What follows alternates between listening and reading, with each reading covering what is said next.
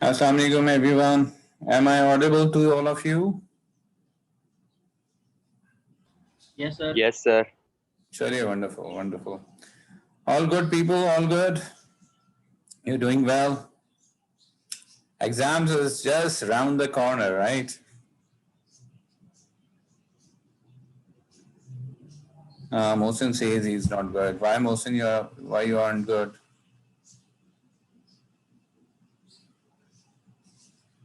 Mustafa says I'm almost good.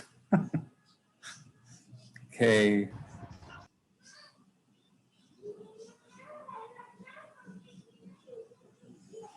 We are waiting for a couple of minutes so that most of the people may join. Okay.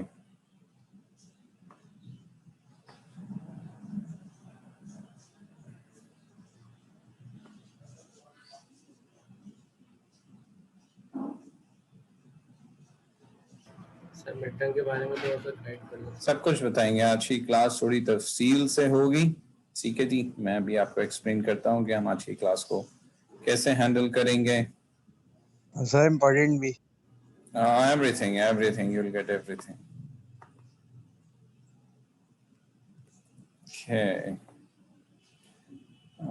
सबसे पहले तो आप लोगों को ऐसा करना चाहिए कि गूगल क्लासरूम पे जाइए और आज का जो मेरा मैसेज है उसके नीचे अपनी अटेंडेंस पोस्ट कर दीजिए।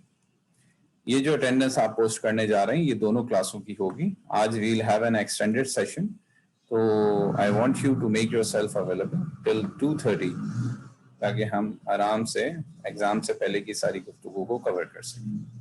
ठीक है जनाब। तो आज हमारी क्लास हम मेकअप करेंगे पिछली क्लास का जो हो नहीं पाई थी। I was in PF aeronautical complex Kamra for some meetings, so that's why I couldn't take last class. तो अब उसको हम इंशाल्लाह आज कवर करेंगे। ठीक है, तो it would be a 2 hour session जो इंशाल्लाह 2:30 तक हम कोशिश करेंगे कवर कर लें। आप सब अपनी अटेंडेंस सिर्फ एक दफ़ा मार्क कर दीजिए एज ए कॉमेंट। ठीक है।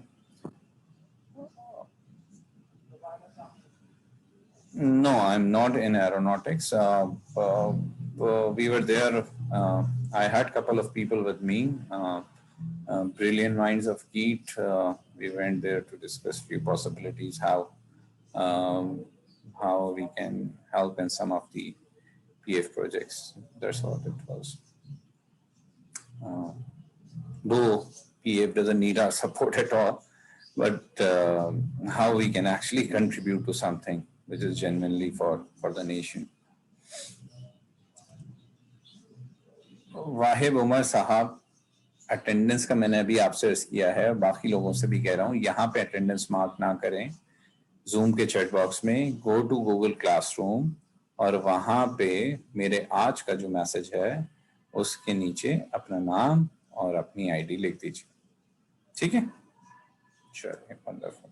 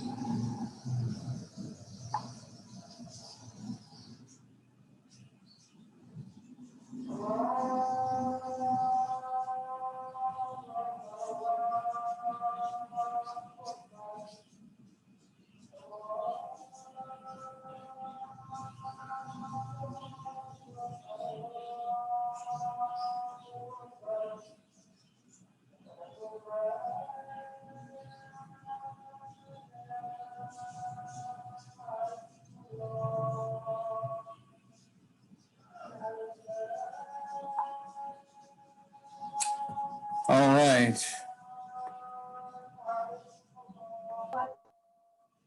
So all of you can see the slides, please.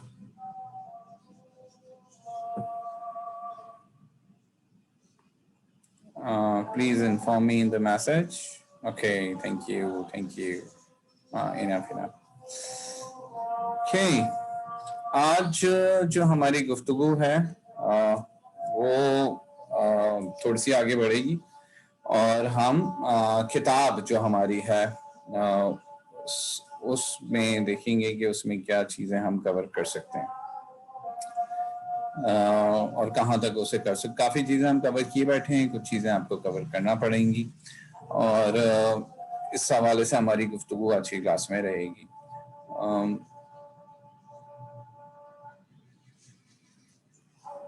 तो हमारा जो बेसिक फ्रेमवर्क है उस फ्रेमवर्क के तहत हम तकरीबन यहाँ तक पहुँच चुके हैं कि हमारी इनिशियल डिस्कशन तो इस पे हो ही रही थी कि यकीन आज की क्लास के आखिर में हम पेपर की डिस्कशन करेंगे।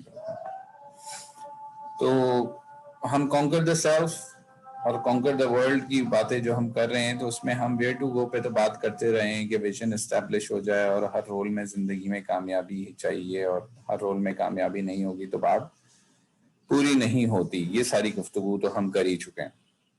अब थोड़ी हमारी गुफ्तगू आज चेंज होगी और हम लेकिन आज भी तमाम गुफ्तगू हमारी इसी डब्बे के अंदर रहेगी। लास्ट वीक क्विज होना था, कैंसिल हो गया। वो मेरे ख्याल से एग्जाम के बाद ही करना होगा उसको। आज तो हम we need to discuss so many thing for the exam. ठीक है उस्मान, तो वो इसके बाद ही इंशाल्लाह होगा। लेकिन जिसने एग्जाम क्विज के लिए पढ़ा है of course it would definitely be helpful for the exam. तो कॉन्कर द सेल्फ का आज डब्बा मेरे ख्याल से पूरा हो जाएगा। ठीक है, where to go what to do पे हम आज गुफ्तगू करेंगे। हमने just to rephrase few things or reiterate validation principles, मैं वैसे आपसे अर्ज कर दूं कि validation principles वो policies, वो rules, वो regulations जो हम अपनी लाइफ में implement करते हैं और उसकी बेस पे चेक करते हैं कि कोई भी काम जो हमने किया है वो ठीक है या नहीं।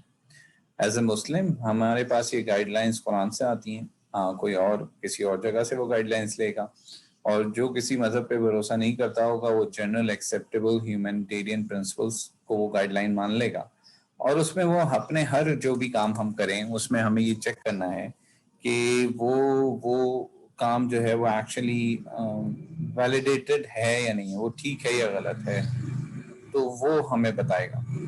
यानी कि हम क्यों ये कहते हैं कि चोरी करना गलत है, हम ये क्यों कहते हैं कि किसी का हक मारना गलत है, why we think in this way, just because the validation principles given by the divine ideology suggest that, otherwise logic तो ये है कि मैं एक इंडिविजुअल हूँ और मैं अपनी कामयाबी के लिए जो बन सके वो करूँ, है ना, लॉजिक तो ये है।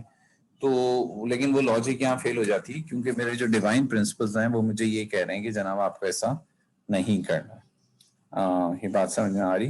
वैलिडेशन प्रिंसिपल्स, ठीक है जी। हमारी गुफ्तगू यहाँ पे अब आ गई है कि जनाब व्हाट इज अ हैबिट। हमने पहले ये बात की थी कि habits are something that we do repeatedly, ठीक है जी, but normally we aren't pretty sure about them because वो डिसीजन मेकिंग रूटीन्स के जरिए वो हो रही होती हैं। हमारे दिमाग का एक हिस्सा होता है, दो हिस्से होते हैं ना basically, conscious part of the mind and the subconscious part of the mind. तो ये जो subconscious part of the mind है, यहाँ पे कुछ डिसीजन मेकिंग रूटीन्स बन जाते हैं। तो जब ये रूटीन्स बन जाते हैं तो इन रूटीन्स की मौजूदगी में, इन रूटीन्स के साथ हमारा conscious part of the mind attach नहीं होता, तो हमें पता ही नहीं चलता कि हम कोई काम क्यों कर रहे हैं। इट्स जस्ट दैट कि वी डू इट। और इस बात से आप सब लोग इसलिए एग्री करेंगे कि आप में से जो लोग गाड़ी चलाते हैं और मैनुअल शिफ्ट को यूज कर रहे हैं, तो आप देखेंगे कि हर इंसान का एक मुख्तलिफ तरीका होता है गाड़ी को चलाने का, ठीक है। तो वो पहले गियर में कितना जाएगा, दूसरे में कितना जाएगा, तीसरे में कितना जाएगा। अच्छा, तो क्या हम कहीं से गाड़ी चला के आए, कोई हमसे पूछा आपने कितनी दफा गियर शिफ्ट किया, तो क्या हमें पता होता है? हम तो आपस में बात कर रहे होते हैं और वो काम हम बिल्कुल ऐसे कर रहे होते हैं कि बिल्कुल अनकॉन्शियसली कर रहे होते हैं, यानी कि हम बिल्कुल भी उसकी कोई लॉजिकल सेंस या प्रिवेल नहीं कर सकते। तो this is what it is. और इसी तरह जो लोग बाइक पे हैं वो उनको भी ये बिल्कुल नहीं वो बता सकते कि उन्होंने कितनी दफा गियर आगे किया है, पीछे किया है, किस गियर में वो आए हैं, because again it is part of their decision making routine. तो habits can be positive, can be negatives and they can be neutral as well. Negative और पॉजिटिव का मतलब ये है कि either they add value to your life or they may not add value to your life, but there are certain habits जिनका value addition या subtraction से भी कोई ताल्लुक नहीं होता। It's the way you walk, it's the way you handshake, the way you greet people and all that. तो largely जो positive और negative habits हैं वो बहुत impact डालती हैं हमारे ऊपर। तो ये basic philosophy है। और लेक्चर 2 में हमने बेसिकली ये गुफ्तगू भी करी ली थी कि ये जो 3 हैबिट्स हैं, habits 1, 2 and 3, they belongs to the private victory, और जो हमारे डब्बे में ये कॉन्कर द सेल्फ है, ये एक्चुअली प्राइवेट विक्ट्री है। तो कॉन्कर द सेल्फ में हम where to go, what to do करते हैं, it's a merger of these 3 habits. ठीक है जी। बी प्रोएक्टिव, यानी कि take responsibility of your actions, begin with the end in mind, of course this is vision, and put first thing first is what to do. So once we get hold of this, once we actually been able to apply this in our lives, then we can say that we have conquered ourselves, then we can say we have won a private victory. हाँ बिल्कुल सही कहा आपने कि it's like सबका पढ़ने का तरीका अलग होता है, ठीक है। तो कोई किसी को ये नहीं कह सकता कि ये तरीका सही है या गलत है। इट ऑल डिपेंड्स कि आपको जो तरीका सही लग रहा है आप उस तरह उसको उस पे काम करेंगे, उस पे आगे बढ़ेंगे, उस तरीके से चीज़ों को हैंडल करेंगे। विजन, आप लोग बिल्कुल सवाल साथ साथ पूछते रहा करें, बहुत अच्छा है सवाल पूछें। विजन और मिशन में फर्क है। विजन क्या करना है, मिशन कैसे करना है, ठीक है। Vision, where to go. Mission, how to go. Mission answers what to do, how to do.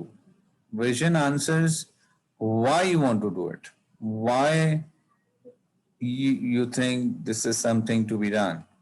This is vision. ठीक है जी, क्लियर है ये बात जो सवाल जिन्होंने पूछा था? ठीक है जी।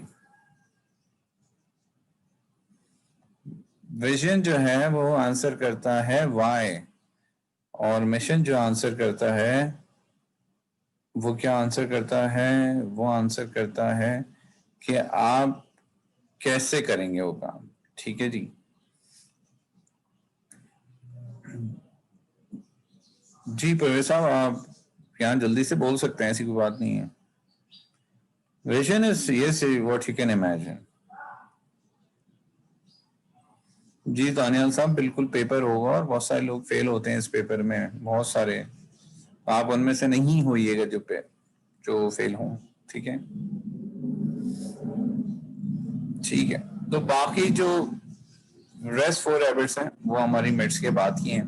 हम मिड्स तक अपनी प्राइवेट विक्ट्री को, जो कि बेसिकली इंशाल्लाह, जो कि बेसिकली इस जब्बे पे मुनस्सर है, तो उसको हम क्लोज करना चाह रहे हैं।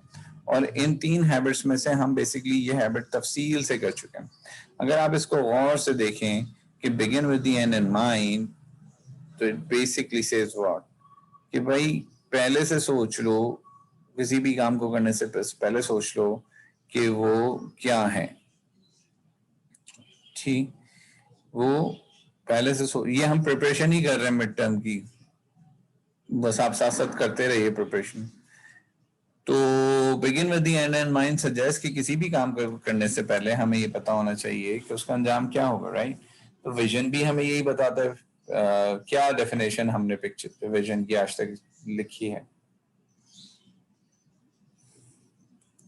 क्या डेफिनेशन हमने आज तक विजन की लिखी है, बताइए। या कौन सी डेफिनेशन को हम ज्यादातर डिस्कस करते हैं? The picture of the future you would like to see, yes, to begin with the end in mind. क्या ये सेम बात नहीं है? the picture of the future you would like to see, ये vision है ना, and begin with the end in mind. It's almost the same thing, right? Ji exactly. तो यहाँ तक बात क्लियर हो गई. तो ये वाला पोर्शन हमने तफसील से किया हुआ है हैबिट 2. आज हम हैबिट 1 और हैबिट 3 पे गुफ्तगू करेंगे. तो ये जो क्वेश्चन है हैबिट 2, ये बेसिकली आंसर करता है वेयर टू गो. ठीक है, ये क्या आंसर करता है? Where to go. और ये जो पहली और तीसरी हैबिट है, यानी कि बी प्रोएक्टिव और पुट फर्स्ट थिंग फर्स्ट, ये आंसर करते हैं what to do. In fact proactive होना तो की है. प्रोएक्टिव होना, अगर आप नहीं होंगे तो ना आप ये तय कर सकते हैं वेयर टू गो, और ना आप ये तय कर सकते हैं व्हाट टू डू. ओके, तो प्रोएक्टिव होना is actually above these two.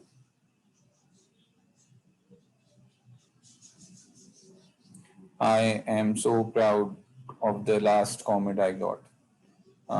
There's a student who says, I have read book till put first thing first. It helped me in organizing my time by putting that are important first. That's wonderful. आज हम जिन्होंने नहीं भी पढ़ा हुआ वो हम कर लेंगे, और यहीं तक आपके एग्जाम में आएगा एक्चुअली. ठीक है, बहुत सारे लोग बोल रहे हैं सर ये पढ़ाना छोड़ दें, बता दें पेपर का क्या हुआ. अच्छा चलो यार, मैं सर रुक जाता हूँ. Let's kill the anxiety first. Let's get the cat out of the bag. Okay. हाँ, आज हम विजन की कुछ स्टेटमेंट्स को इवैल्यूएट भी करेंगे. बिल्कुल सही कहा आपने. पहली बात, मिड टर्म एग्जाम्स होंगे ऑनलाइन. तालियां होनी चाहिए इस पे. ठीक है जी. ओके, तो इसका मतलब you will have all the content available. You will have the book with you. You will have the PowerPoint slides with you and everything. You have the internet resources with you. Okay. So it seems it would be fun and it would be easier. No, it won't be, because the teacher also knows that you have all those resources. So the teacher would likely to give a paper just का आपको solution इधर उधर से ना मिले तो आप बोलेंगे नो प्रॉब्लम, हम तो एक दूसरे का पेपर देख लेंगे. जब आप ऐसा करेंगे तो टीचर आपके पेपर्स को एक सॉफ्टवेयर में डालता है जिसका नाम होता है Turnitin. वो तमाम क्लास के पेपर्स में पैटर्न निकाल के टीचर को दे देता है. ठीक है, तो अगर ऐसा कुछ हुआ तो आप गए. तो इसलिए कोशिश आपने ये करनी है कि अगर आपस में भी देखें तो कम से कम उसे रीफ्रेस करके लिखें. I am not suppose to tell you this, okay, but I am telling you. ठीक है, तो ये सॉफ्टवेयर ऐसा क्या करता है, वो पैटर्न्स ढूंढता है ना सारे सबमिटेड वर्क में, तो वो ढूंढ लेता है. ठीक है, और ये वर्ल्ड वाइड यूज होता है. तो इस वजह से आप लोगों को बिल्कुल थोड़ा एहतियात से करना है जो भी करना है. that's one. दूसरी बात ये हो गई कि आप लोगों के लिए जो असल कोर्सेज है ना वो है प्रोग्रामिंग फंडामेंटल और IICT. इस कोर्स के मैं एज्यूम करता हूँ कि तकरीबन तमाम ही बच्चे पास हो जाएंगे, लेकिन हर दफा मैं सरप्राइज होता हूँ कि जब इस कोर्स में भी 30% बच्चे फेल हो जाते हैं. तो आप प्लीज ऐसा मत करिएगा. और लेकिन आपका फोकस, मैं हमेशा कहता हूँ, वो प्रोग्रामिंग फंडामेंटल और IICT होना चाहिए. Can I get one from the people जो समझते हैं कि PF और IICT दोनों पास हो जाएंगे without a shadow of any doubt?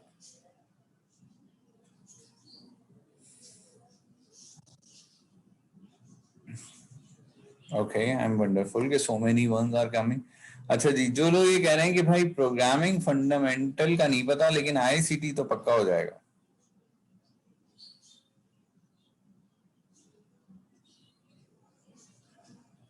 वो मुझे 2 प्रेस कर. जो ये समझते हैं कि सर IICT तो कंफर्म पास है, प्रोग्रामिंग फंडामेंटल का नहीं पता. कोई एक होगा, मतलब कोई एक कंफर्म है, बाकी भी होगा इंशाल्लाह, लेकिन एक तो कंफर्म है. शुक्र थोड़े मेरे जैसे भी लोग हैं यहाँ पे. जो जिनके सारे पास हो रहे हैं उनको क्लासें लेने की क्या जरूरत है, वो तो सीखे सिखाए लोग होगा। ठीक है, चलें तो फोकस करें। मेरे कोर्स की प्रिपरेशन आपने कैसे करनी है ये भी आपको थोड़ी देर में पता चल ही जाएगा, तो इतनी जल्दी क्या है ना।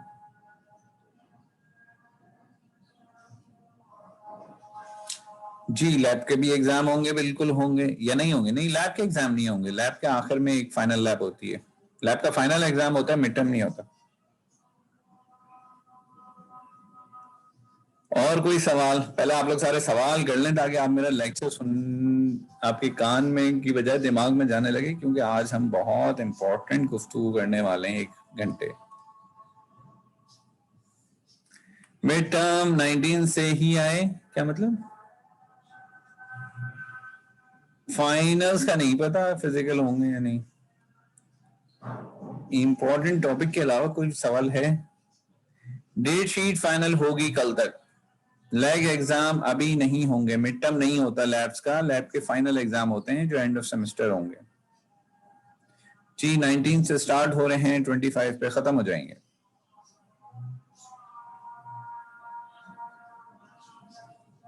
वीएलएम के मिड्स के पेपर में कोई वीडियो नहीं होगी, एलएमएस के जरिए ही होंगे। आप सब एलएमएस पे हैं? ये इंपॉर्टेंट सवाल है। सबको पेपर एलएमएस पे मिलेगा? आप सब एलएमएस पे हैं? अगर कोई एलएमएस पे नहीं है वो पेपर नहीं कर पाएगा। अंडरस्टैंड? कोई एक बच्चा भी ऐसा नहीं होना चाहिए जो एलएमएस पे ना हो। जी बिल्कुल, वर्ड की फाइल सबमिट करना होगी। आपको क्वेश्चन पेपर दिया जाएगा, आप उसी सवाल के नीचे उसका जवाब लिखेंगे, सेव एज पीडीएफ करेंगे ताकि कोई आपके जवाब को बदल भी ना सके, और भेज देंगे। पेपर आपको वर्ड की फॉर्म में मिलेगा, जब आप सबमिट करेंगे तो उसे पीडीएफ फॉर्मेट में सबमिट करेंगे। सेव करेंगे पहले पीडीएफ फॉर्मेट में, फिर सबमिट करेंगे।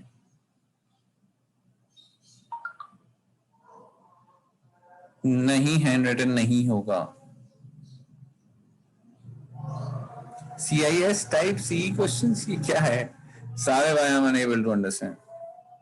Yes, you have to study from the book. Paper 2 घंटे का होगा, लेकिन सबमिशन के लिए आपको 1 घंटा दिया जाएगा ताकि कोई भी एक्स्ट्रा कोई चीज रह गई है तो वो आप कर सकें। तमाम पेपर्स 2 घंटे के होंगे, लेकिन आपको अब्दुल्ला काजिम दोबारा पूछ लें अपना सवाल। और paper would be of 2 hours, कोई भी सब्जेक्ट हो, लेकिन आपको सबमिशन के लिए 3 घंटे दिए जाएंगे। जी जी जी जी, हैबिट 1 2 3 तीनों आएंगी। नहीं हो जाएगा, सिर्फ लेक्चर से किताब पढ़ना पड़ेगी। कोई बात नहीं, ऐसी जगह पहुंच जाए जहां लाइट ना हो। ये तो अब आपको पहले से पता है ना, एग्जाम है। नॉट नेसेसरली, हो सकता है बहुत सारे बच्चे ऐसे हैं जिनके एक दिन में 2 पेपर आएंगे, लेकिन मोस्ट प्रोबेबली फर्स्ट सेमेस्टर वालों के साथ ऐसा नहीं किया जाता, because they are on a honeymoon period, right? नहीं आ सकते, लाइब्रेरी इज ऑफ। ये लाइट वाइट का इशू कोई नहीं सुनेगा उस वक्त, okay? Nobody would listen about the light and everything. आपको पहले से स्केड्यूल मिल जाएगा। You need to ensure that उस वक्त आपके पास ऐसी रिसोर्सेज हों कि आप पेपर कर सकें। नो, आपको अलग से एग्जाम स्केड्यूल मिलेगा, मोस्ट प्रोबेबली बाय टुमारो वो वेबसाइट पे आप हो जाएगा, उससे आप देख लीजिएगा। ऐसा बिल्कुल नहीं होगा Abdullah Qasim. You'll get the schedule by tomorrow. एक ढंग का बच्चा है जिसका मुझे नाम भी नहीं पता चल रहा, वो कह रहा है सर ये बातें छोड़ दें, हमें पढ़ा दें पेपर कैसे करना है। What's your name? वरना क्लास खत्म हो जाएगी। What's your name? We have a long class today. हम आराम से 2:30 तक साथ हैं। Okay. All right. क्यों आप इतना सीक्रेट क्यों है भाई? व्हाट्सएप पर हेल्प कर देंगे रिगार्डिंग व्हाट? VLM में कुछ ना कुछ ऐसे सवाल आपको दिए जाएंगे, एक सिनेरियोस दिए जाएंगे जिसपे आपसे कहा जाएगा मुख्तलिफ कॉन्सेप्ट अप्लाई करके बताएं, तो आपको तमाम कॉन्सेप्ट्स को दिमाग में रखना है।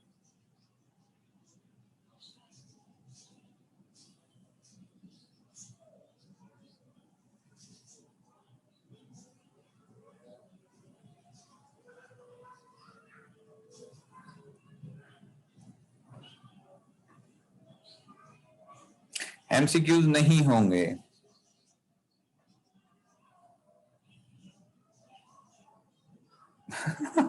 यहाँ से राठौर साहब कह रहे हैं सर आप पढ़ा दे, नींद आ रही है। यार इन लोगों के सवाल तो खत्म हो जाए पहले। हो गए भाई सारे सवाल खत्म?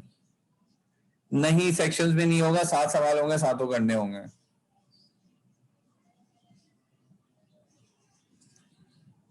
अंग्रेजी जुबान में जवाब देना होगा, ये भी सवाल है? Is this a question to be asked?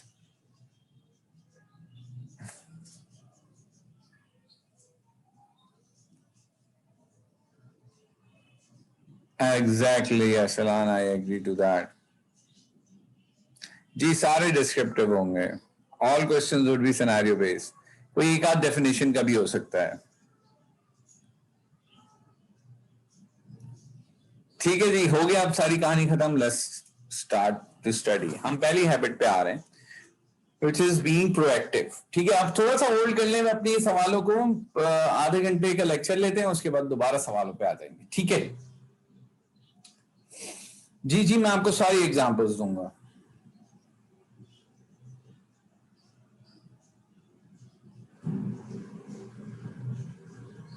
ठीक है, ऑलराइट।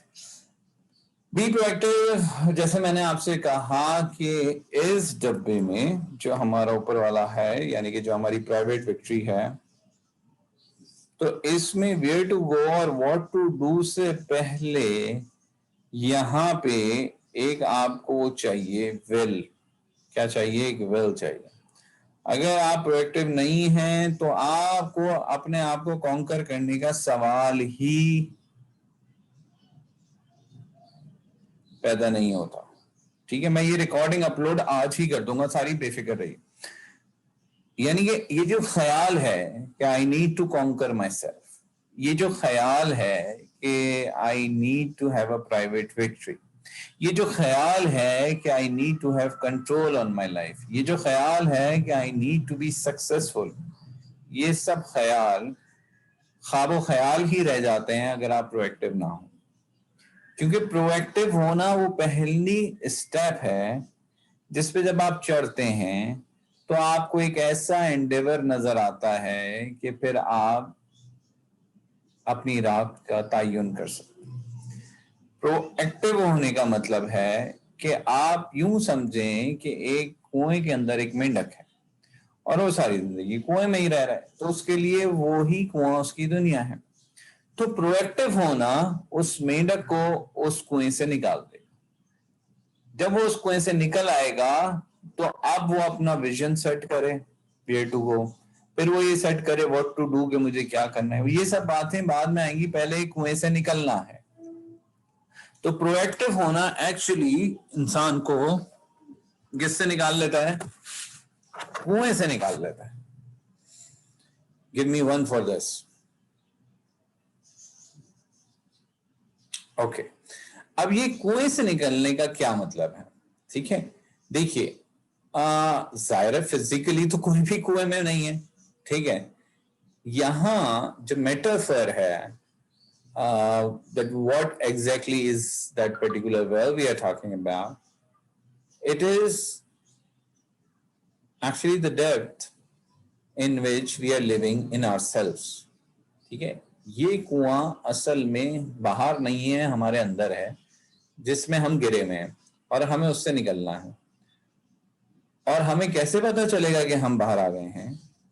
वो ये है कि जिस दिन से हम एक बात पे बिलीव कर लें, यानी कि आपको अपने अतराफ जो भी लोग ऐसे जुमले बोलते हुए सुने या आप खुद वो जुमले बोल रहे हो, तो आप समझ लेंगे आप कुएं के अंदर हैं। It's a litmus test. वो जुमले क्या हैं? मुझे तो ये करना ही पड़ा, इसमें मेरा कसूर नहीं था, ये तो ऐसा ही हो गया। आप समझ रहे हैं? You understand these statements? यानी कि जहां भी आपको अपने अंदर से यह अल्फाज आते महसूस हो या आप किसी और के सुने कि जहां आप ब्लेम कर रहे हो किसी और को for anything, that is the कुआं यू आर इन।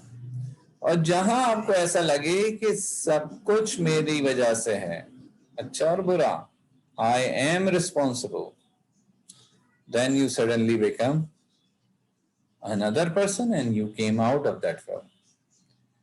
अच्छा, ऐसा नहीं होता कि हम हर वक्त कुएं में हैं और हर वक्त कुएं में नहीं है। नो, एट टाइम्स हम हाई एनर्जीज में होते हैं, हाई पॉजिटिव एनर्जीज में होते हैं, तो वी आर डिफरेंट पीपल। और फिर किसी वक्त हम नॉट हाई एनर्जीज पे होते हैं, तो उस वक्त हम ब्लेम शुरू कर देते हैं। तो we at the same time can be blaming others, and at times we become responsible and we show some responsiveness to our life. ये बात समझ में आ रही? सिचुएशन पे डिपेंड नहीं होना चाहिए, होता तो है सिचुएशन पे ही डिपेंड, लेकिन होना नहीं चाहिए। जब हम फुली कंट्रोल में आ जाएंगे, जब हम एक्चुअली प्रोएक्टिव हो जाएंगे, तो फिर हम इससे निकल आएंगे और फिर हम सिचुएशन के हिसाब से अपने आप को हैंडल नहीं करेंगे, हम सिचुएशन के हिसाब से प्रोएक्टिव और नॉन रिएक्टिव नहीं होंगे, बल्कि फिर हम हमेशा हमेशा प्रोएक्टिव होंगे, which is a very difficult thing to be. मैं ये कंटेंट में मोर देन 12 years से पढ़ा रहा हूँ। Let me share an incident. I guess 3 weeks earlier, I took my daughter who is diabetic to a doctor. तो उसने उसकी रीडिंग्स देखी, तो मैं उसकी जो रीडिंग्स थी उसमें बड़ी नॉर्मल लिखी हुई थी, लेकिन उसका एक टेस्ट जो हम हर 3 महीने बाद होता है वो बहुत आउट आया था। तो I was arguing with a doctor who's one of the best doctor of diabetics in the city कि जब इसकी सारी रीडिंग सही हैं तो ये फाइनल टेस्ट क्यों गलत आ रहा है। तो उसने मुझसे कहा कि ये रीडिंग्स आपने लिखी हैं। तो मैंने कहा नहीं, my daughter was 11 years old, उसने लिखी हैं। तो उसने क्या उसे लिखनी चाहिए। तो और क्या आप कैसे कह सकते हैं कि ये ठीक है। तो मैंने उसको कहा कि और आपने क्यों नहीं लिखी, उसने मुझसे सवाल किया। तो मेरे मुंह से जो पहली अटेम्प्ट पे लिखा वो मैंने लिखा क्योंकि इसने लिखा। हाँ। तो इस बात को दूसरे अल्फाज में क्या कहें कि मैंने वो पूरा ब्लेम उस पर डाल दिया कि जनाब वो मुझसे पूछ रहा है कि आप खुद क्यों नहीं रीडिंग लेके रहे, और मैं कह रहा हूँ कि चूंकि ये लिख रही है इसलिए मैं नहीं लिखता। इज इट एन आंसर आपके ख्याल में?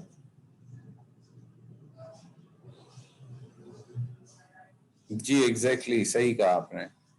This can not be an answer. As a father I should be able to take complete responsibility, है ना। तो जब मैंने कहा इन्होंने लिख दिया, तो उसने कहा हाँ उन्होंने लिख दिया और हमने ये किताब दे दी। तो हमारी पहली गलती कि हमने किताब दे दी थी आपको कि इस पे आप लिखें रीडिंग, और दूसरी गलती इस बच्ची की कि उन्होंने इस पे रीडिंग लिख दी। आपकी कोई गलती नहीं। एंड आई इमीडिएटली रियलाइज कि हाउ रॉन्ग आई वाज। भाई आई एम रिस्पॉन्सिबल, राइट। तो मैं आपसे शेयर सिर्फ ये इस बात इसलिए की मैंने कि लामहला हम कितना कुछ पढ़ रहे होते हैं, लेकिन when put to a task, when actually we counter a scenario, when actually we came into a situation, then what actually come out of us is what our learning is, not what we have been reading, है ना। मतलब हम कितनी ही किताबें पढ़ते रहें, क्या कुछ समझते रहें, उस सिनेरियो के अंदर जो हमारा एक्शन है वो बताता है कि हमारे अंदर क्या गया। और इट सीम्स कि मेरे अंदर बहुत कुछ नहीं गया था, है ना। तो I immediately corrected my self. तो बिल्कुल इसी तरह proactiveness is about taking control of your life, taking control of your actions. कोई भी एक्सटर्नल सिचुएशन हो वो तय नहीं करेगी कि हमें क्या करना है। हमारे अंदर जो लर्निंग है, हमारे अंदर जो कैरेक्टर है, हमारे अंदर जो इमोशनल स्ट्रेंथ है, वो तय करेगी कि हम क्या करेंगे। Can I get a 2 for this please? ये थोड़ी सी कॉम्प्लेक्स बात है, मैं रिपीट करता हूं कि कोई भी एक्सटर्नल इंसिडेंट, कोई भी एक्सटर्नल स्टिमुलाई ये तय नहीं करेगा कि how would I behave. The things that are inside me would actually decide about my behavior। और वो मेरे अंदर क्या है, मेरा करेक्टर है, मेरी अपब्रिंगिंग है। एग्जैक्टली मेरा अपना रिस्पॉन्स मेरे कंट्रोल में है या नहीं, मेरा अपना रिस्पॉन्स, मेरा बिहेवियर कौन तय कर रहा है? क्या मेरा कैरेक्टर को मैं खुद तय कर रहा हूँ, मेरा कैरेक्टर मेरे रिस्पॉन्स को तय कर रहा है, मेरी लर्निंग मेरे रिस्पॉन्स को तय कर रही है, या मैं एक्सटर्नल प्रेशर में आके एब्रप्टली बिहेव कर रहा हूँ और जिसपे कुछ देर बाद मैं खुद ही शर्मिंदा भी हूँ।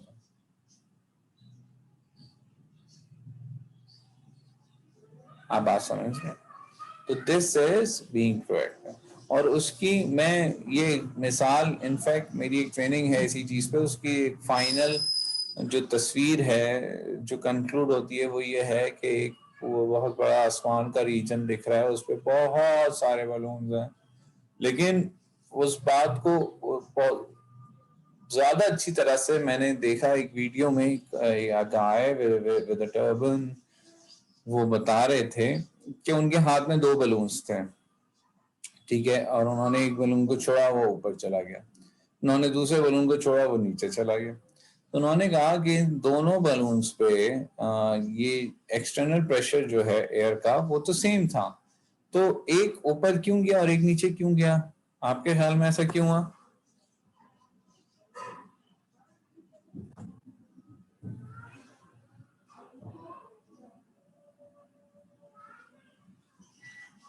जी जी, एग्जैक्टली बिल्कुल सही कहा। क्या नाम है इन साहब का?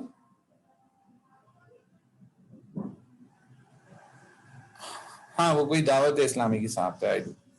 हाँ, बिल्कुल सही कहा आपने, क्योंकि एक में नॉर्मल एयर है और दूसरे में हीलियम है। तो उन्होंने यही साबित किया कि देखें जनाब, बाहर से तय नहीं होगा कि कहाँ जाएगा बंदा, उसके अंदर क्या है इससे तय होगा कि कहाँ जाएगा बंदा। एंड अंदर क्या है? अंदर तो हम वो पढ़ के आ गए ना अभी। किसको याद है पर्सनल बैंक अकाउंट का कॉन्सेप्ट, पीबीए?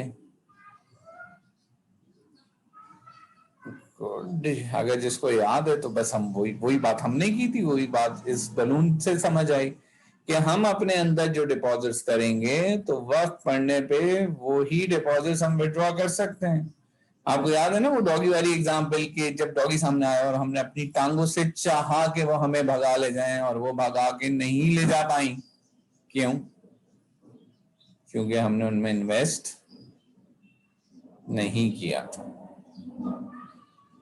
ठीक हो गया? तो हम अपने अंदर जो चीज फिल करेंगे, जितना हमारी अपने करेक्टर में इन्वेस्टमेंट होगी, जितनी हमारी अपनी इमोशंस में इन्वेस्टमेंट होगी, जितनी हमारी अपनी टेक्निकल स्किल्स में इंपॉर्टेंस होगी, जितनी हमारी लर्निंग में इन्वेस्टमेंट होगी, जितनी हमारी स्पिरिचुअल इन्वेस्टमेंट होगी, उतने ही हम बेहतर होते जाएंगे। फिर फर्क नहीं पड़ता एक्सटर्नल प्रेशर क्या है, हमारा अंदर इतना मजबूत होगा, हम अकॉर्डिंगली बिहेव करें। Can I get a 3 for this?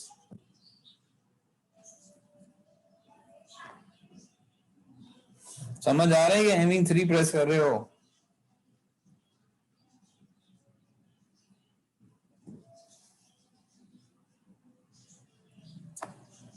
Okay, तो ये किस किस ने किया है?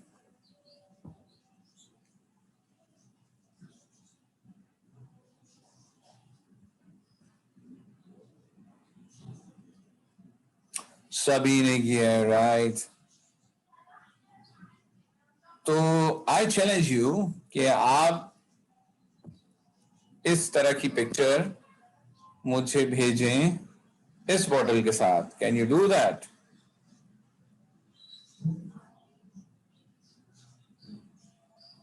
Why? Simple, you just need to, आपको सिर्फ बॉटल को बहुत ज्यादा हिलाना है तो वो स्प्लैश करती है ना, तो ये वाली क्यों नहीं करेगी?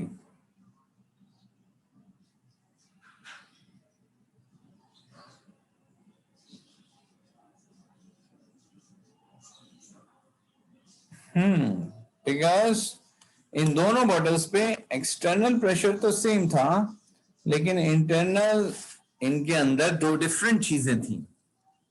One had the ability to absorb all the external pressure, which is the water.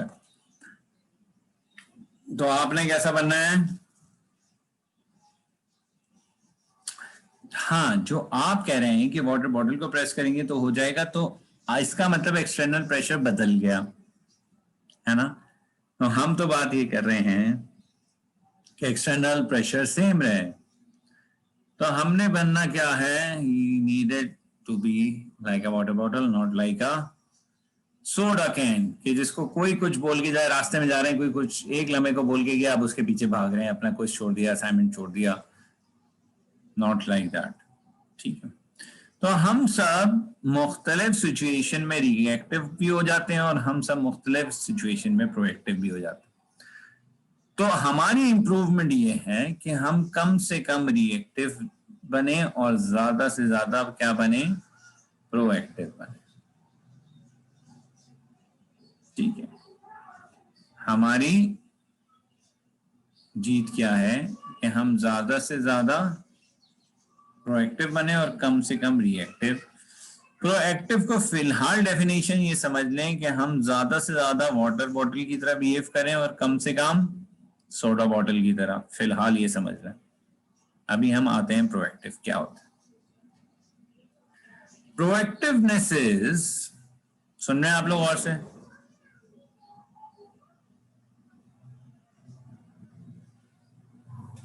Proactiveness is कि जब हम पे कोई एक्सटर्नल इंसिडेंट आए, जब हम पे कोई एक्सटर्नल स्टिमुलाई एक्ट करे, तो हम फौरन से रिप्लाई या रिस्पॉन्स जनरेट ना करें.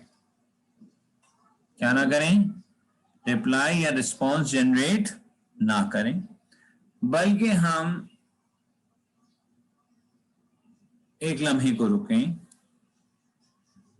और अपने उस रिस्पॉन्स के मुतालिक सोचें कि क्या हमें यही रिस्पॉन्स देना चाहिए. और अगर वो जवाब ये आए कि हाँ जी यही रिस्पॉन्स देना चाहिए, तो हम वो रिस्पॉन्स दे दें. तो अगर हम बगैर सोचे समझे रिस्पॉन्स देते तो हम रिएक्टिव होते. जितनी जल्दी देते रिस्पॉन्स बगैर सोचे समझे, उतने ज्यादा रिएक्टिव होते. और जितना ज्यादा सोच के हम रिस्पॉन्स देंगे, उतने ज्यादा हम प्रोएक्टिव होंगे. और इसके लिए कोई 5 मिनट नहीं चाहिए होते.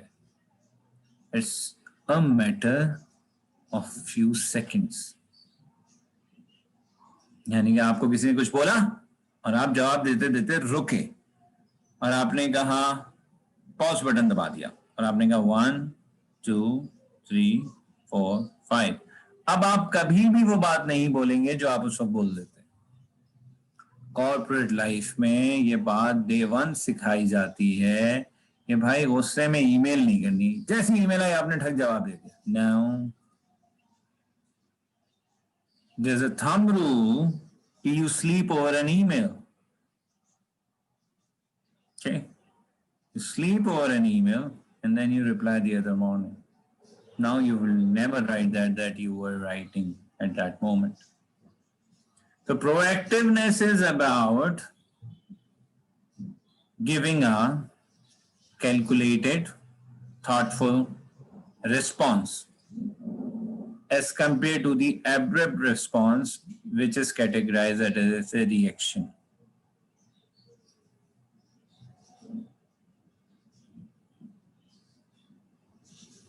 जी हाँ, बिल्कुल सही कहा। तो हमारा जो रिस्पॉन्स है वो बहुत नेचुरल होता है ना, that's how we are built. उसी को तो कंट्रोल करना है। प्रोएक्टिवनेस की शुरू की क्या बात की थी हमने? Have control of your life, have control of your life, have control of the behaviour. आपके बिहेवियर को how can you allow someone to control your behaviour? मतलब इस फीलिंग ही सोचें आप। If anyone can control you, मतलब होता है ना, आप you know your friends that well कि आप कहते हैं मैं इसके साथ ये करूंगा तो ये यूं करेगा, देख अभी मैं इसके साथ क्या करता हूं। या you talk like that because you know him so well कि आपको पता होता है कि आप जो कहेंगे उसके रिस्पॉन्स में वो क्या कहेगा। अब यही चीज है कि आपने इतना नहीं होना। अच्छा, आपको एक कंफ्यूजन से मैं निकाल देता हूं कि आपने कंट्रोल नहीं करना है। आपसे कोई ये नहीं कह रहा, चले let me give you an example. Something happened to you and you or your loved one and you feel like hitting a person. तो मैं ये नहीं कह रहा कि प्रोएक्टिव होने से अब आप उसे मारेंगे नहीं, मैं सिर्फ ये कह रहा हूं कि आप सोच के मारेंगे। Are you with me? मेरे ख्याल से इस एग्जाम्पल से क्लैरिटी हो गई होगी। In proaction we are not saying that your behaviour would change, it may not. हम सिर्फ ये कह रहे हैं कि आप जो भी रिएक्शन दें वो सोच के दें। People, are you with me?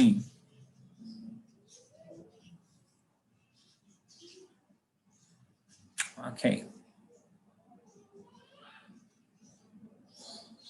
Wonderful. चले जा, एक तस्वीर दिखाते हैं आपको। बताइए क्या नजर आ रहा है आपको इस तस्वीर में?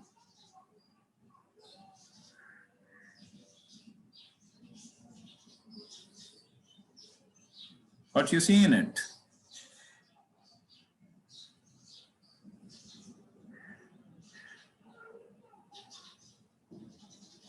ठीक है भाई, बारिश हो रही है। Yes, we all see that. Then it's a heavy rain, right? And there's a guy who's running. He seems happy as well. But there are other people who don't seem to be that happy. They are covering their heads and they are moving for a shelter. लेकिन ये जो बंदा है, ये ऐसा लग नहीं रहा कि ये शेल्टर की तरफ भाग रहा है। कैसा लग रहा है?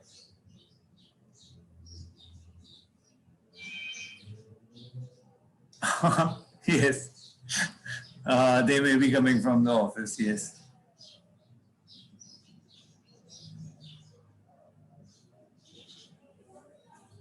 हाँ, ऐसा भी हो सकता है कि ये जिस लम्हे तस्वीर ली गई उस वक्त इत्तेफाकन इसके ऐसे फेशियल एक्सप्रेशन थे, अदरवाइज ये खुश नहीं है। देखिए, I almost agree to all the comments. ठीक है, इसकी स्कूल की छुट्टी हुई है, इसके सर खालिद ने क्लास कैंसिल कर दिया, सो ही इज हैप्पी। ठीक है,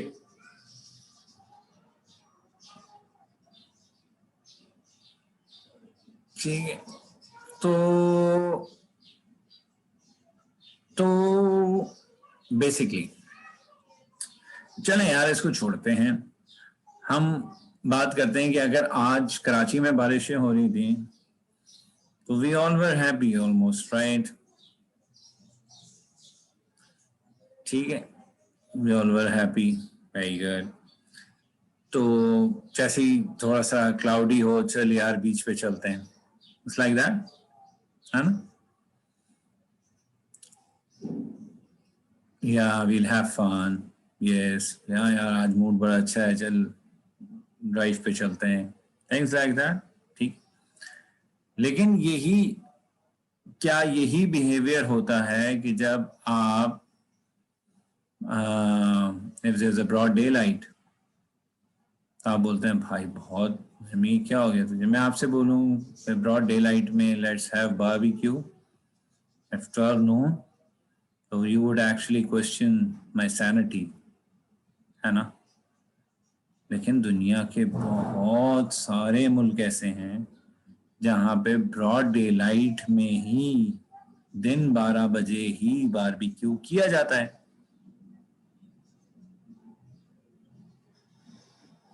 ठीक है, ऐसा क्यों है? ऐसा ये है कि जिस तरह हमारे लिए बादलों का आना है, बिल्कुल इसी तरह उनके लिए सूरज का निकलना है। तो उनके लिए सूरज का निकलना is a day for a picnic और फॉर एंजॉयमेंट। तो किसी और के लिए, हमारे लिए it isn't that romantic if there's live sun scorching outside, तो हमारे लिए ज्यादा बेहतर ये है कि जरा क्लाउडी हो, हवा चल रही हो तो भी ठीक है। ठीक है, बात समझ में आ रही? तो बिल्कुल ऐसा ही वजह हो सकती है, that's one. Second, it may be liking और डिसलाइकिंग एज वेल। ठीक है, किसी को कोई चीज पसंद है, हो सकता है ये जो साहब तस्वीर में देख रहे हो इनको बारिश पसंद है तो वो खुश हैं, बाकियों को नहीं पसंद है वो नहीं ना खुश है। तो जब हम ऐसा करते हैं, जब हमसे ऐसा हो रहा होता है, तो there are two things that actually happens. वो दो चीजें क्या होती हैं? वो दो चीजें ये होती हैं कि आपको, if your mood swings with the weather, then you are in no control. आप समझ रहे हैं मैं ये कह रहा हूं? अगर आपकी खुशी मौसम में है तो मौसम कैन चेंज। अगर आपकी खुशी किसी दोस्त में है, फ्रेंड में लीव। अगर आपकी खुशी किसी रिलेशन में है, द रिलेशन में ब्रेक। अगर आपकी खुशी किसी मॉनेटरी चीज में है, गाड़ी में है, घर में है, दैट मे गॉट फायर और something that may be lost.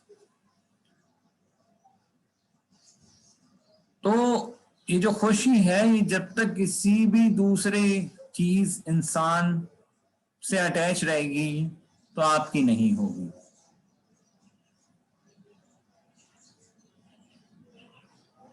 Picnic पे जाने के निकले, बहुत अच्छे बादल थे, बीच तक पहुंचते एकदम धूप निकली हुई, नाउ यू आर बोर्ड। सही है।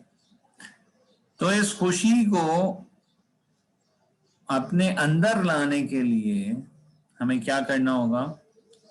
We need to detach this खुशी with everything, and we need to bring this खुशी inside us,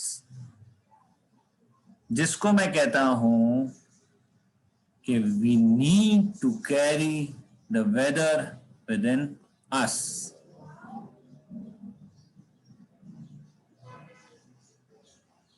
ठीक है जी? तो सबके लिए बारिश हो रही है, मेरे लिए ब्रॉड डे लाइट है। सबके लिए ब्रॉड डे लाइट है, मेरे लिए बारिश है। सबके लिए एक फूल नहीं है दरख्त पे, मेरे लिए है। सबके लिए सड़कों पे गड्ढे हैं, मेरे लिए नहीं है। सबके लिए बिजली जाती है, मेरे लिए नहीं जाती। Am I making sense?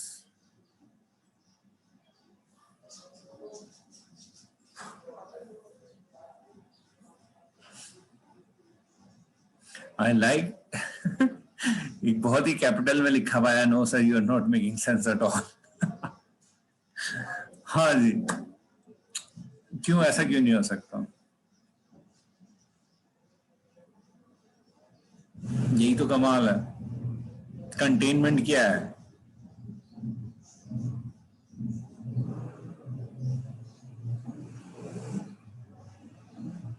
हो सकता है सर, ऐसा तो ना कहें कि नहीं हो सकता सर। आप ये कहें कि sir it would be really difficult.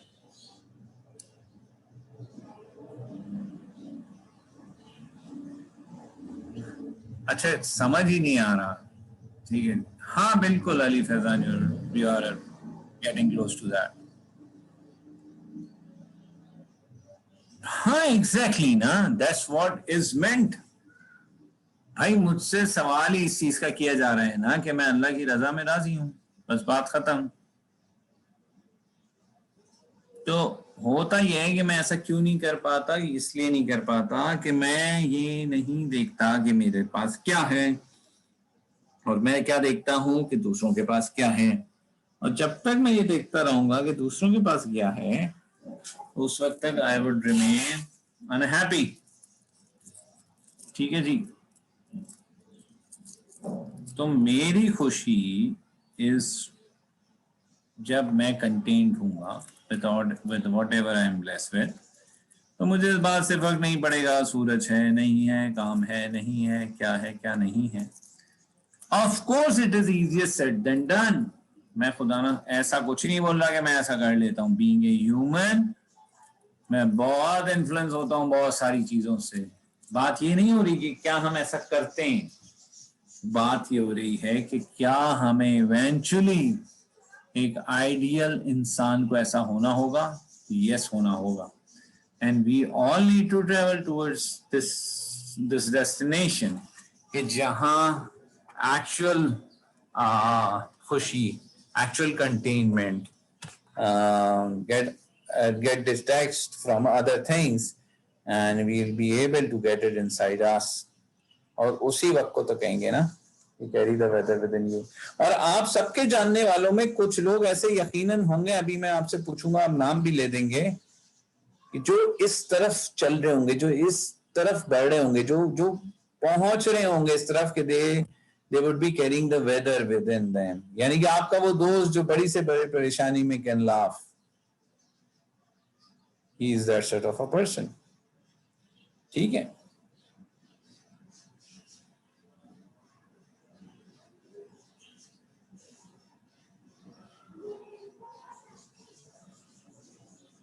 ठीक है। तो प्रोएक्टिव होने के लिए आपको क्या पढ़ना पड़ेगा, आपने उन चीजों पे फोकस करना पड़ेगा जिनको आप एक्चुअली बदल सकते हैं, उसी से पॉजिटिव एनर्जी निकले। उन तमाम चीजों के बारे में परेशान होना छोड़ दीजिए जिनको आप बदल नहीं सकते, क्योंकि उससे निकलेगी नेगेटिव एनर्जी, क्योंकि आप परेशान होंगे और कुछ कर पा नहीं रहे होंगे। तो परेशान सिर्फ किस चीज के मुतालिक होइए, जिस चीज को आप कुछ कर सकते हैं।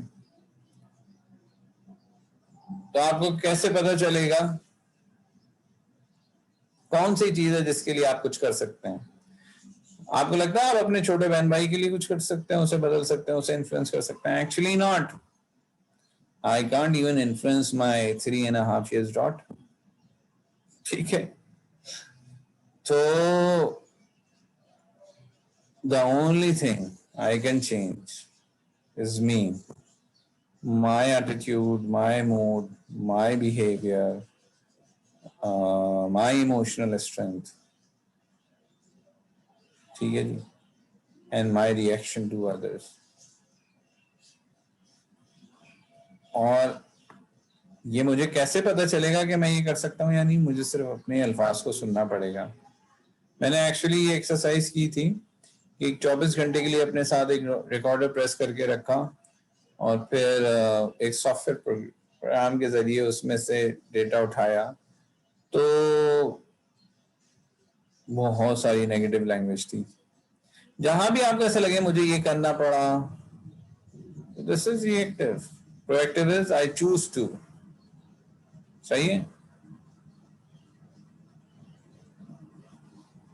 किसी और को इन्फ्लुएंस करना छोड़ दीजिए आप भाई। पहले तो क्या आप अपने आप से इन्फ्लुएंस हैं?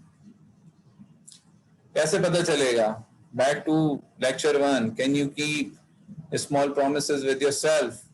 जब आप अपने आप से कहते हैं कि मैं कल 1 घंटा पढ़ूंगा, तो क्यों अंदर से ये आवाज आती है भाई रहने दे हैं? और जब आपका अपने ऊपर ही काबू नहीं है, this is my favourite coat. मुझे 10 साल बाद भी बच्चे जिनको मैंने 10 साल पहले पढ़ाया था, वो किसी गेट टुगेदर में मिलते हैं तो मुझे ये जुमला याद दिलाते हैं कि सर आपने ये कहा था कि जब भाई अपना दिल ही तुम्हारे काबू में नहीं है तो किसी और का दिल क्या खाक तुम्हारे काबू में आएगा। सही है। तो पहली चीज ये है कि आपका अपने ऊपर कंट्रोल, और जब आपका अपने ऊपर कंट्रोल होता है तो आप देखेंगे आपको किसी को कुछ कहने की जरूरत नहीं होगी। People would automatically gate influence. आप इन्फ्लुएंस करना नहीं होता, इन्फ्लुएंस होते हैं लोग।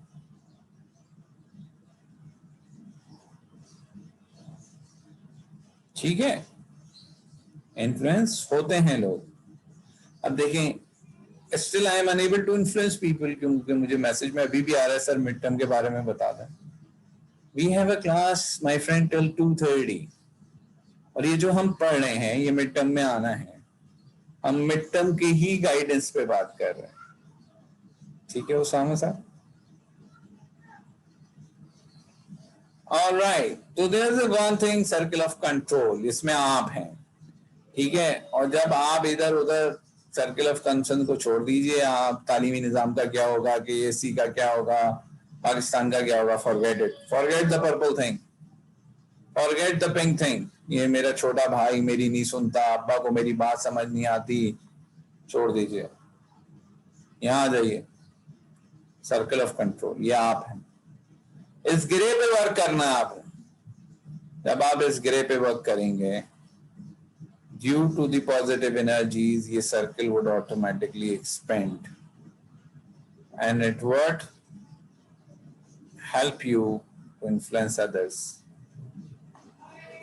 जब और इन्फ्लुएंस होंगे, ठीक है जी, ये सर्कल ऑफ इन्फ्लुएंस बढ़ेगा तो ऑटोमेटिकली आप सर्कल ऑफ कंसर्न तक पहुंच जाएंगे। और ये है प्रोएक्टिवनेस की महराज, कि आप अपने आप पे वर्क करते हुए eventually you can reach skies. You दुनिया बदल दी लोगों ने भाई, अपने मुल्क की तारीख बदल दी लोगों ने। मैं आपके लिए पहले भी कुछ लाइंस पढ़ता रहा हूं आपकी किताब से। ये जो हमने अभी गुफ्तगू की है इस पे मैं आपके लिए कुछ लाइंस पढ़ता हूं, ठीक है?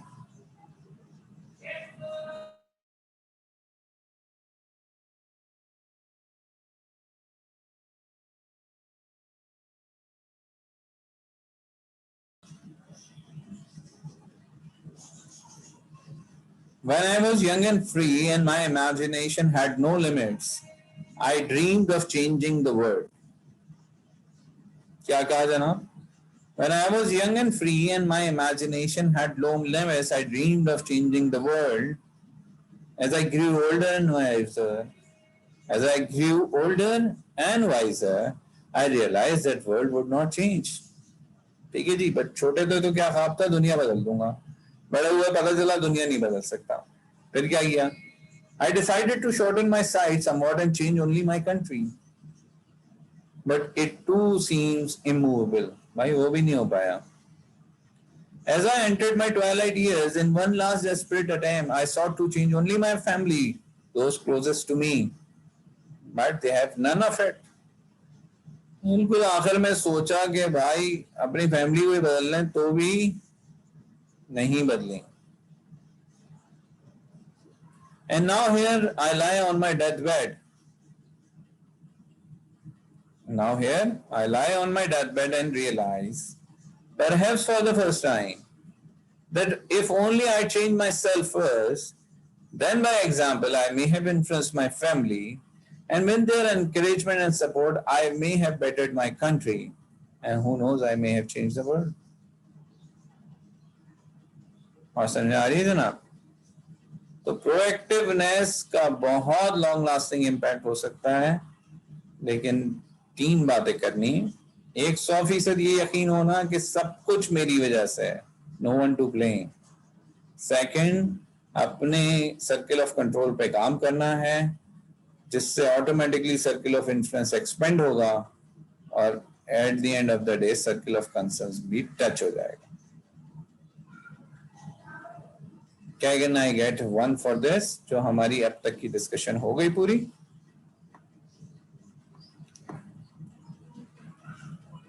अब हम थर्ड हैबिट पे आ रहे हैं। सेकंड तो हमने कर ली थी, ठीक है जी, बी प्रोएक्टिव हमने खत्म कर ली है। Begin with the end in mind, वो जो विजन का सब कुछ आपने पढ़ा है, वो 9 कैरेक्टरिस्टिक्स और वो सब कुछ, ठीक है। Oh my God, Abdul Rauf just asked name of the book. भाई आप में से कितनों के पास ये किताब नहीं है? आप सब लोग गूगल क्लासरूम पे हैं? कोई एक बच्चा ऐसा जो गूगल क्लासरूम पे नहीं है? Anyone?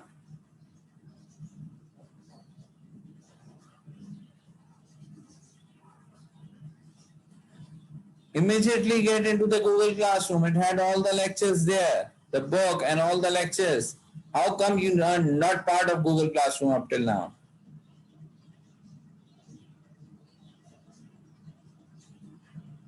I am surely surprised. And please don't ask me how to get into Google Classroom.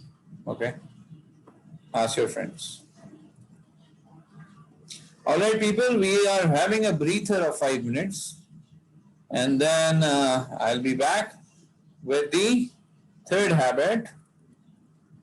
Put first thing first. All right? Thank you.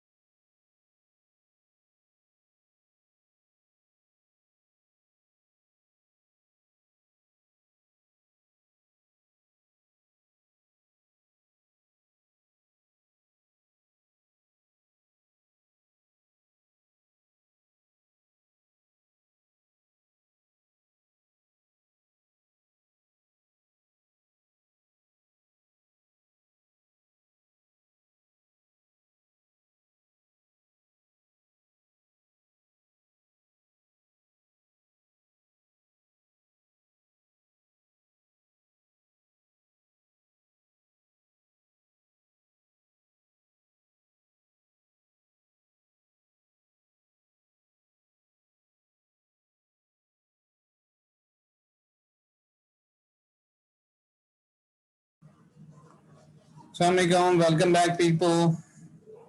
सब लोग अपने चाय के मग्गे लेके वापस यहीं पे आ जाइए और बिरयानी की प्लेट को रख दीजिए और दाल चावल वाले भी रख दें और listen to me first, okay?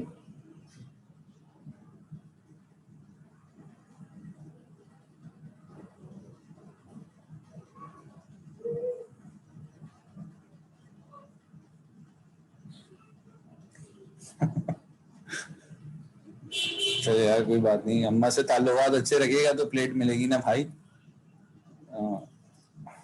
Alright, take your time, 5 minutes.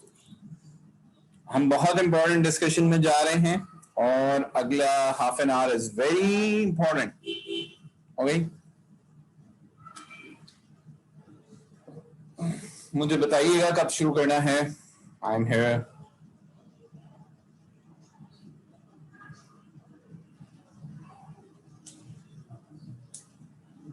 Okay, we'll start at 2 p.m. जैसा कि आप लोगों ने की दरख्वास्त है।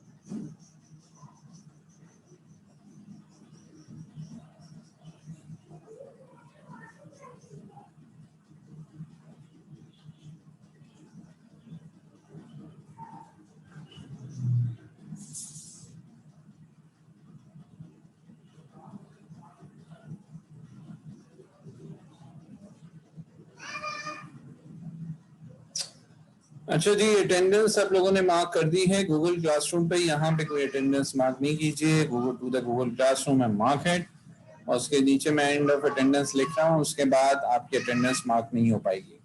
दोनों क्लासों के लिए सिर्फ एक दफा अपना नाम और आईडी लिखना काफी है। ठीक है।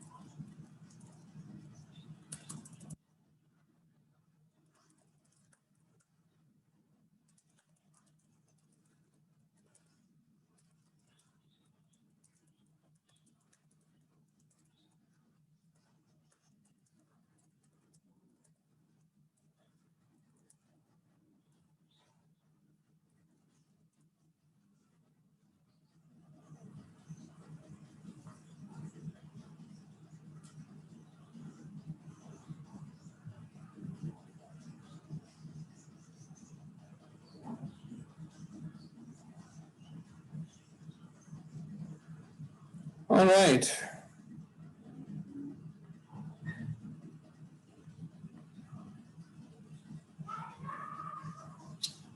लेक्चर आज ही इंशाल्लाह अपलोड कर हो जाएगा। चले जी, व्हाट टू डू पे आ गए। अब ऑफ कोर्स जब हमें पता चल गया है, डायरेक्शन सेट हो गई है, तो अब हमें ये फैसला करना है कि जाना कहाँ है। ठीक है, begin with the and on in mind. Be proactive से हमें स्ट्रेंथ मिल गई, हमें मसल मिल गए, हम कुएं से बाहर आ गए। Begin with the and on in mind से हमें विजन मिल गया, मिशन मिल गया। ठीक है, अब हम आ रहे हैं व्हाट टू डू पे, यानी कि पुट फर्स्ट थिंग फर्स्ट। तो आप आज से पहले आप लोगों के लिए इम्पोर्टेंट की क्या डेफिनेशन थी और अर्जेंट की क्या डेफिनेशन थी, वो यहाँ पे नहीं चली। अब हम कहते हैं important is something which brings me closer to my worthwhile goal. Important is something which brings me closer to my worthwhile goal. Or urgent is something which, if not done now, cannot be done later. ठीक है जी। तो important has nothing to do with anything which is not part of my goal. तो अगर मेरा जो vision है, suppose कीजिए मेरा विजन है क्रिकेटर बनना, तो क्रिकेट मैच देखना मेरे लिए इम्पोर्टेंट है, लेकिन शायद एक ऐसे आदमी के लिए बहुत इम्पोर्टेंट ना हो जो इसको कंप्यूटर साइंस में कुछ करना है। क्या आपको मेरी बात समझ आ रही है? यानी कि for computer science person it would have an entertainment value, but for a professional cricketer it is actually about improving the game by watching the best play. So इसी वजह से डिफरेंट एक्टिविटीज डिफरेंट लोगों के लिए important होंगी, कुछ के लिए कम इंपॉर्टेंट होंगी, कुछ के लिए बिल्कुल भी इंपॉर्टेंट नहीं होंगी, जबकि वही एक्टिविटीज दूसरों के लिए इंपॉर्टेंट होंगी। अगर आपका विजन है कि आप इंतहाई सुरीले सिंगर बन जाएं, तो जो काम आपके लिए इंपॉर्टेंट होंगे वो यकीनन मेरे लिए इंपॉर्टेंट नहीं। तो इंपॉर्टेंट सिर्फ वो है जो मुझे मेरे गोल के करीब करे। और गोल क्या चीज है? Anything that adds value to my life, either physically or morally or spiritually, मेरे इंटेलेक्ट में इजाफा करे, मेरी लर्निंग में इजाफा करे, मेरी खुशी में इजाफा करे। Right? Can I get a 1 for this? Comparatively, urgent is something which, if not done now, cannot be done later. Urgent क्या चीज है? कोई भी ऐसा काम जो अगर अभी नहीं किया गया तो आगे नहीं किया जा सकता।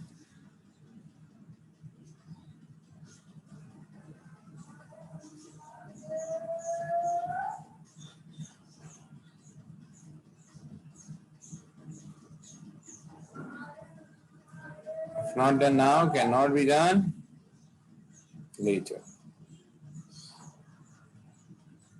Not done now, cannot be done later. If not, यहाँ तक बात क्लियर हो गई बिल्कुल. It has nothing to do with important.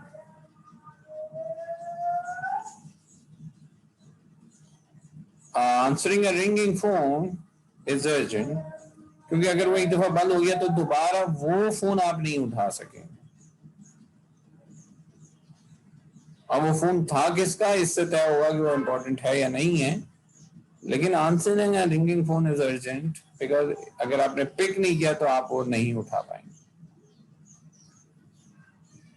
Watching a live match is urgent, क्योंकि आपने वो जो बॉल लाइव मिस कर दी वो दोबारा आप लाइव नहीं देख सकते.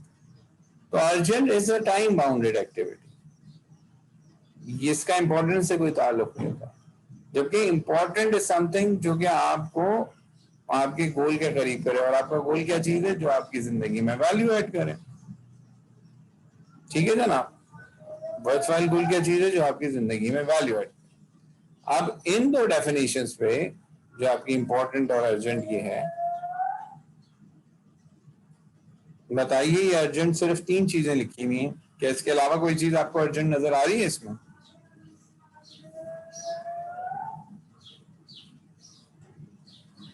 ना देखिए समझें बात को. Sleeping can not B urgent.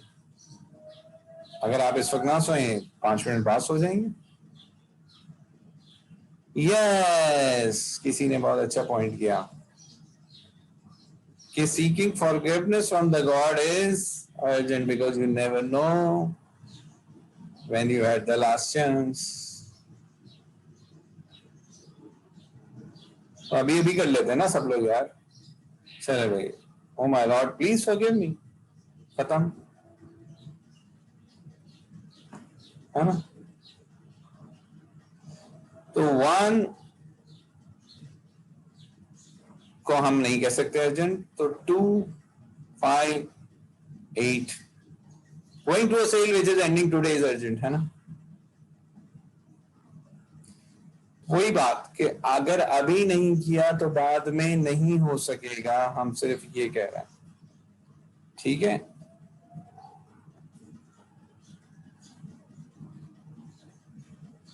ठीक हो गया जी.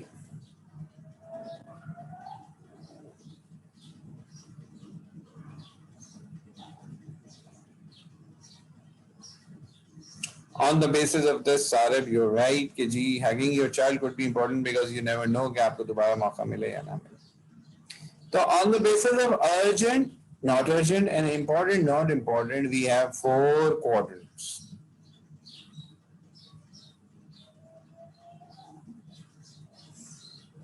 We have 4 quadrants.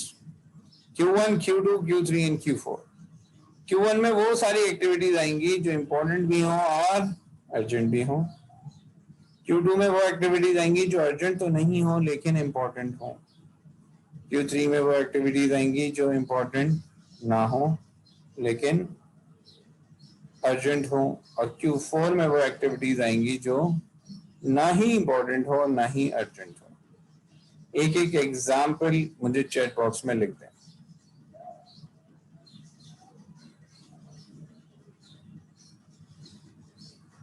यानी कि can you give me example of Q1 which is important as well as urgent. सिर्फ Q1 की बात हो रही है. क्वाड्रेंट 1 इंपॉर्टेंट भी अर्जेंट भी. नमाज हो गया, ठीक है. Preparing for the mid term, अब तो बिल्कुल जस्ट राउंड द कॉर्नर है ना. Q1 हो गया. अगर पिछले हफ्ते पढ़ रहे होते तो it would still be Q2. Important होता, अर्जेंट नहीं होता, लेकिन अब तो बिल्कुल इंपॉर्टेंट भी हो गया और अर्जेंट भी हो गया. बात समझ में आ रही? तो preparing for the mid term exam would be Q1. Preparing for the final क्या होगा? Q1 होगा, Q2 होगा, या Q3 होगा या Q4 होगा?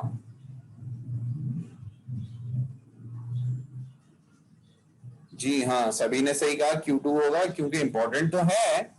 ऐसा नहीं है कि इंपॉर्टेंट नहीं है फाइनल एग्जाम की तैयारी, लेकिन अर्जेंट नहीं, इसलिए वो क्या होगी, Q2 होगी। अच्छा भाई, अटेंडेंस हमने लगा दी है, okay, and attendance,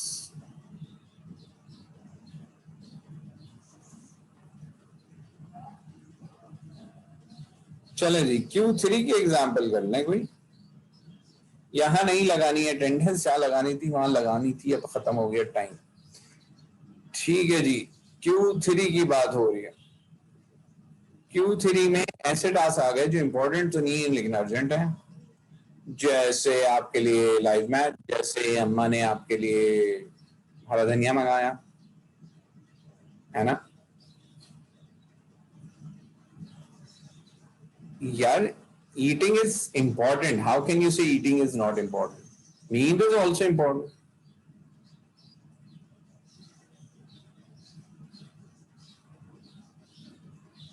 not important and urgent में वो काम जो डायरेक्टली आपके वर्चुअल गोल में नहीं है लेकिन वो आपने करने हैं, और आपकी एज में आप उन्हें डेलीगेट भी नहीं कर सकते। मेरी एज में मैं बहुत सारी Q3 एक्टिविटीज को I can pay to get it done.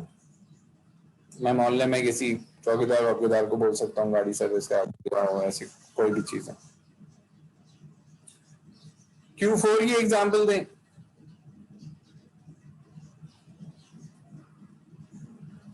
अच्छा हाँ, सवाल ये है कि भाई धनिया अगर अभी चाहिए हो अम्मा को तो फिर इंपॉर्टेंट हो जाएगा ना। भाई देखो, चूंकि किताब जो है ना वो फरंगी की भी है तो वो इस चीज को इम्पोर्टेंट नहीं कहती, लेकिन हम हर उस चीज को इम्पोर्टेंट कहेंगे जिससे अम्मा अब्बा खुश हो रहे हैं।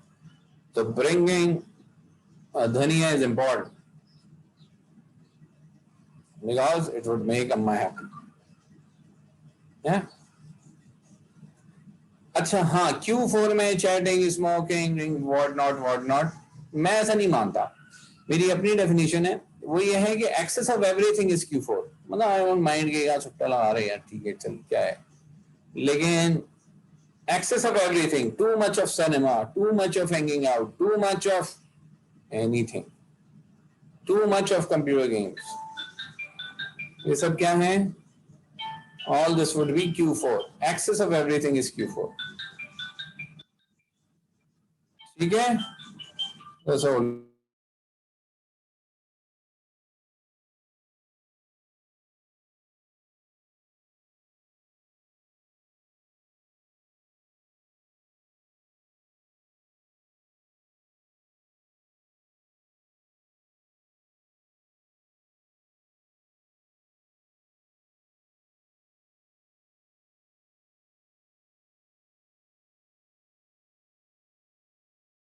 ठीक है जी, तो excess of everything is Q4। Mid term के लिए पढ़ना it can be an example of Q1, final के लिए पढ़ना can be an example of Q2। कोई भी ऐसा काम करना जैसे लाइव मैच देखना या ऐसा कुछ इज Q3, और excess of everything is Q4। Can I get 1 for this?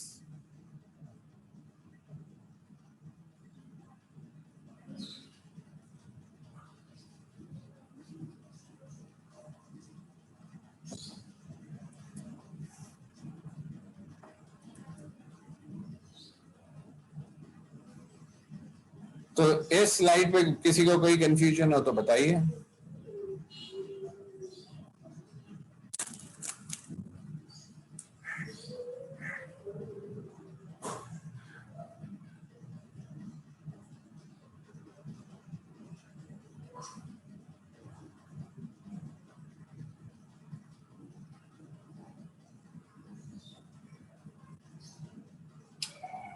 अब इस स्लाइड पे अगर आप देखें तो watching a live cricket match can be Q1 and can be Q3।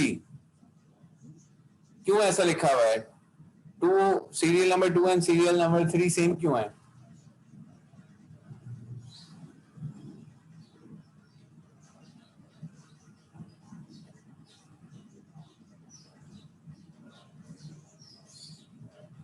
ये इसलिए सेम है क्योंकि जिसने क्रिकेटर बनना है उसके लिए वो Q1 है, और जिसने क्रिकेटर नहीं बनना उसके लिए वो Q3 है। बात समझ में आ रही है? इसी तरह सीरियल नंबर 6 पे आइए। Passing a particular car coming from the opposite side can be important and cannot be important depending who's driving the car.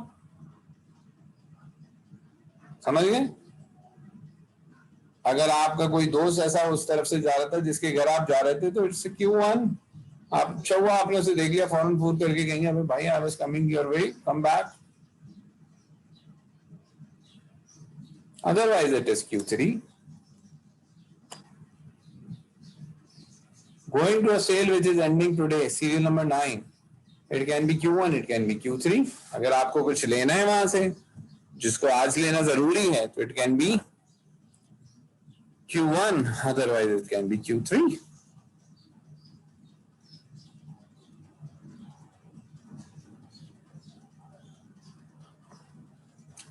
Eating healthy food क्या होगा?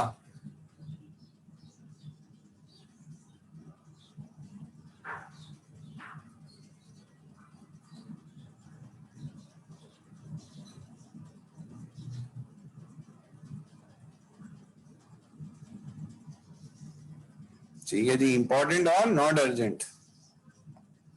अब आ जाए एक बहुत इंपॉर्टेंट डिस्कशन पे, यानी कि अभी तक भी अगर आप मुझे गौर से नहीं सुन रहे थे तो भी आप किताब से पढ़ लेंगे, लेकिन अब जो बात मैं आपको बोलने जा रहा हूं फॉर कमिंग 10 मिनट्स तो वो आपको किताब में नहीं मिलेगी, तो गौर फरमाइए।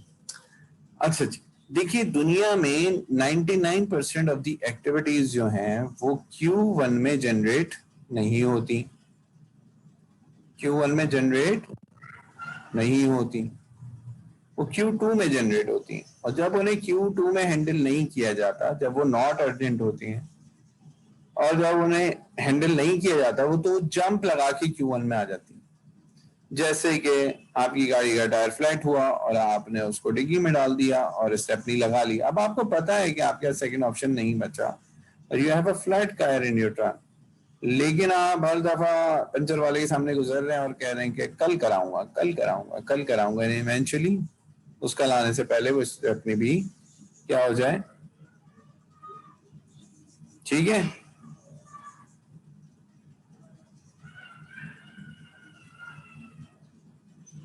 बात समझ में आ रही है? तो इस वजह से हमने देखा कि जब किसी चीज को Q2 में हैंडल ना किया जाए तो वो कहां पहुंच जाती है? Q1 में पहुंच जाती है। Give me a one for this. 99% activities urgent नहीं होती शुरू में, लेकिन जब वो नॉट अर्जेंट होती है उस वक्त हम उन्हें लिफ्ट ही नहीं कराते। हम लिफ्ट नहीं कराते, वो अर्जेंट बन जाती है, वही जंप करके यहाँ आ जाती है। अच्छा, हम क्यों नहीं लिफ्ट करा पाते? उसकी वजह ये, एक तो हमारा ले बैक एटीट्यूड के बाद जो सर पे होगा वही करते हैं, लेकिन दूसरी वजह ये होती है कि हमारे पास इतने सारे Q1 के टास्क होते हैं कि हम Q2 पे फोकस ही नहीं कर पाते। यानी कि यार जो असाइनमेंट कल देना है उसी पे काम करेंगे ना। आप एक असाइनमेंट कल देना है और आप मुझसे कहें मैं उस असाइनमेंट पे आज काम करूं जो एक हफ्ते बाद होना है, तो मैं आपको बोलूंगा क्या हो गया भाई, जो कल देना है उसको तो करने दो। तो हमारे पास आमतौर पे इतनी ज्यादा Q1 एक्टिविटीज होती हैं कि हम Q2 हैंडल ही नहीं कर पाते, और Q2 जब यहाँ पे हैंडल नहीं होती वो जंप करके यहाँ आती रहती है, तो हम घिरे रहते हैं Q1 में, which is not a very productive zone. जाहिर है एक काम अगर मैं एक हफ्ते में करके आपको दूं और एक काम एक दिन में करके दूं तो किस काम में क्वालिटी होगी? जाहिर है Q2 वाले काम में जो मैंने एक हफ्ते में किया। लेकिन मैं तो मारा मारी कर रहा हूं, मैं तो फायर फाइटिंग कर रहा हूं ना, आग लगी भी उसे बुझाए जा रहा हूँ, ये असाइनमेंट ये क्विज ये पेपर ये असाइनमेंट ये क्विज ये पेपर, यू नो। तो चूंकि हमें Q2 रीजन बहुत कम पड़ता है तो उसका तरीका ये है Q2 को बढ़ाने का कि हम Q4 को किसी तरह मिनिमाइज करें और जितनी भी एक्सेस है ऑफ एवरीथिंग उसको कम करें। तो जब हम उसको कम करेंगे तो Q4 क्या हो जाएगा? Q4 क्या हो जाएगा? Q4 हो जाएगा मिनिमाइज। तो मेरा Q2 क्या होगा? बढ़ जाएगा। जब Q2 बढ़ जाएगा तो यहां से उछल के यहां नहीं आ रही होंगी एक्टिविटीज, मुझे यहां वक्त मिला होगा Q2 को हैंडल करने का। मैंने जितनी भी, और मैंने बहुत सारी बायोग्राफीज पढ़ी हैं, बहुत सारी, उनमें साइंटिस्ट भी हैं, प्लेयर्स भी हैं, एक्टर्स भी हैं, सिंगर्स भी हैं, हर बिजनेसमैन भी हैं, टेक्नोलॉजी के लोग भी हैं। हर आदमी जो नोन है इस दुनिया में, जिसने अपनी फील्ड में कोई तीर मारा है, उन सब का एक चीज क्लियर है, they spend their day in Q2. Q1 नहीं करते, Q2 करते. और जो बहुत बिजी होते हैं ना, उन्होंने भी अपना टाइम फिक्स किया हुआ होता है Q2 का. ठीक है भाई, फायर फाइटिंग करूंगा, Q1 करूंगा, लेकिन 2 बजे से 4 बजे तक सिर्फ वो काम करूंगा जिसकी डेडलाइन कल परसों तरसों ना हो. ऐसा कोई काम जिसकी डेडलाइन 2 महीने बाद हो वो करूंगा, जिसकी डेडलाइन 2 साल बाद हो वो करूं. अब बात समझ में? जब हम Q2 उसको यहां हैंडल करेंगे तो उससे क्या होगा, ये यहां उठ के नहीं जाएंगी, और जब ये यहां उठ के नहीं जाएंगी तो Q1 क्या हो जाएगा, श्रिंक हो जाएगा, क्योंकि यहाँ पे इतनी एक्टिविटीज जा नहीं रही होंगी. तो हमारा Q2 बढ़ जाएगा, which is the most productive region, which is the most productive activity. अब Q2 तो हमें पता चल गया कि ऐसा काम करना है जो कि नॉट अर्जेंट हो बट इंपॉर्टेंट हो, लेकिन उसको सिर्फ ये सोचना नहीं करना है, उसके लिए हमें टाइम रिस्ट्रिक्ट करना है कि मैं हर दिन 2 घंटे Q2 एक्टिविटीज करूंगा, और उनको ट्रीट कैसे करना है एज Q1, कि अगर नहीं किया गया तो आग लग जाएगी, यानी कि दुनिया इधर से उधर हो जाए. मैं अपने Q2 एक्टिविटीज को जो मैंने फिक्स किए टाइम में उनको नहीं बदलूंगा. तो here is the golden rule, जो यही बात कह रहा है कि आई नीड टू क्या करना है, मैंने अपने Q2s को कन्वर्ट किस में करना है, टाइम रिस्ट्रिक्टेड Q2s में करना है. यानी मैंने अपने Q2s के लिए टाइम तय कर लेना है कि दिन में 2 बजे से 4 बजे तक Q2 किया जाएगा, और फिर उसको ट्रीट कैसे करना है एज Q1s, कि अगर नहीं किया गया तो दुनिया खत्म हो जाएगी. यानी कि कुछ भी हो जाए, ये Q2 एक्टिविटी हर हाल में होनी है. और यकीन कीजिए, this is the only principle that any successful person follow across the globe in any field. Can I get a one?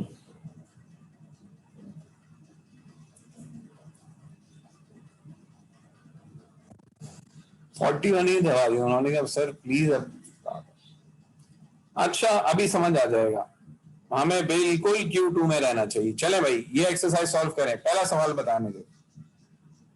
4 दोस्त हैं, एक सुहेल जो है वो Q1 में जीता है, सलमान Q2 वाला है, अदनान Q3 वाला है, और खालिद ट्रूली Q4 वाले हैं. तो आप मुझे बताएं, वीकेंड पे 3 मूवीज कौन देखेगा?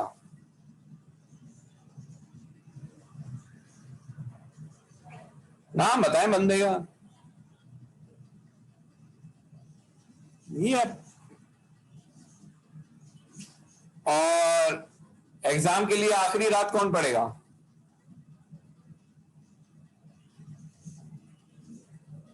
एग्जाम के लिए आखिरी रात कौन पढ़ेगा भाई? सुहेल, क्योंकि वो Q1 में जीता है ना, वो सिर्फ वो काम करता है जो अर्जेंट हो और इंपॉर्टेंट हो. तो Suhail is the right answer. तीसरा सवाल,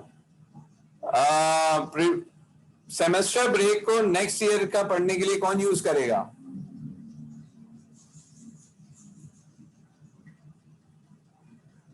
सलमान. बात जवाब दुरुस्त.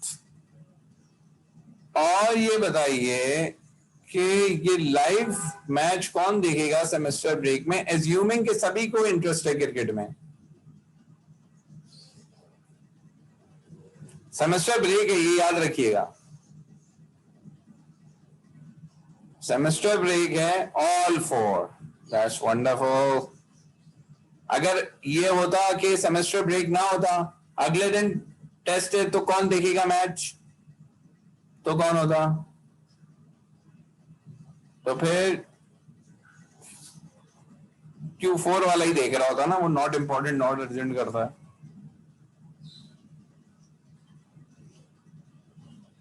ठीक है जी, यहां तक क्लियर हो गया.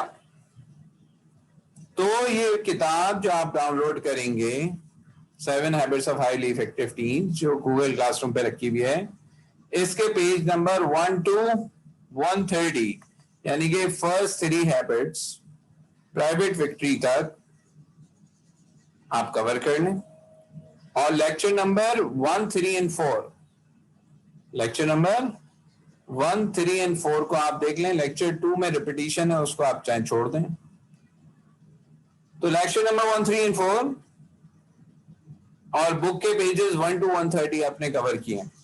अब इस बात को समझिए कि आपने प्रिपरेशन कैसे करनी है। सब सुन रहे हैं बहुत गौर से? प्रिपरेशन ऐसे करनी है कि क्योंकि आपके पास बुक मौजूद होगी आंसर देते हुए, आपके पास लेक्चर आपकी स्क्रीन पे मौजूद होंगे, तो आपको कुछ भी याद करने की जरूरत नहीं। आपने जितने भी कॉन्सेप्ट्स हैं, यानी कि जितने भी हेडिंग्स हैं बुक में, उनको अपनी कॉपी में लिख लें, उन हेडिंग्स के नाम पेज नंबर के साथ, ताकि जब आपको सवाल हो तो आपको किताब में ढूंढना ना हो, आपको पता हो एग्जैक्टली ये हेडिंग कहाँ है। और क्या ही अच्छा हो कि हर हेडिंग के साथ 1 लाइन डेफिनेशन भी हो जाए। अगर आप 1 to 130 पेज को देखेंगे तो कुल मिला के आपको 25 हेडिंग भी नहीं मिलेंगी, और इन 25 हेडिंग से अगर आपने 1 लाइनर लिख लिया और पेज नंबर लिख लिया, तो जैसे ही सवाल आपके सामने आएगा आप ठग से उसमें देखेंगे अच्छा भाई ये पेज नंबर क्या है, और आपको चूंकि 1 लाइनर पता होगा तो आप मैप कर सकेंगे कि क्या पूछा जा रहा है, क्योंकि पेपर में हेडिंग का नाम तो नहीं होगा, उसमें तो एक कॉन्सेप्ट पूछा जाएगा, और वो कॉन्सेप्ट चूंकि आपने 1 लाइनर लिखा हुआ होगा, तो इसलिए आप क्या कर पाएंगे, उसको सीधा देख पाएंगे। अच्छा ये कॉन्सेप्ट कहाँ है, ये कॉन्सेप्ट यहाँ है इस हेडिंग के अंडर में। अच्छा ये पेज नंबर क्या है, ये पेज नंबर है। ठक आप उस पेज नंबर पे गए और वहां से आपने अपने अल्फाज पढ़ के अपने अल्फाज में लिख देना है। ये बात समझ में आ रही है?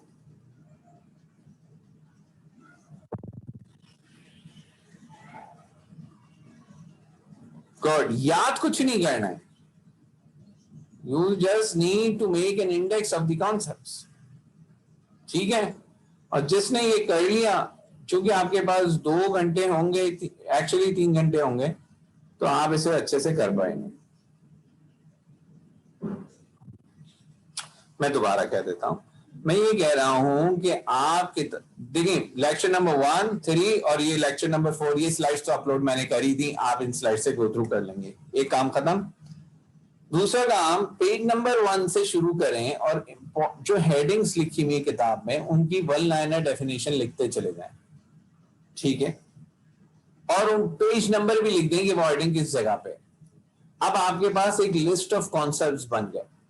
पेपर में जब आपसे जो कॉन्सेप्ट पूछे जाए, आप उसको मैप करें अपनी लिस्ट ऑफ कॉन्सेप्ट में कि ये कहाँ पे किताब में आया है, पेज नंबर लिखा होगा उस पेज पे चले जाएं। अब उसको पढ़ लें और उस रिफ्रेश करके अपने अल्फाज में जवाब दे दें।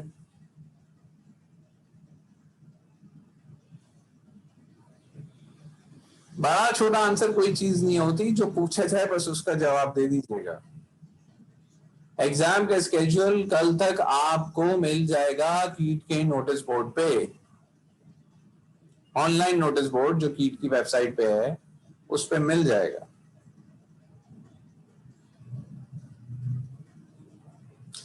जी मैं तो कर ही चुका हूं और मैं दोबारा कर देता हूं। अभी गूगल क्लासरूम पे ये देखिए मैंने लिख दिया है अभी के अभी कि मिड टर्म स्केड्यूल, ऐसे कह रहे हैं आप लोग, ये लीजिए मिड टर्म सिलेबस, ये मैं गूगल क्लासरूम पे अभी लिख रहा हूं।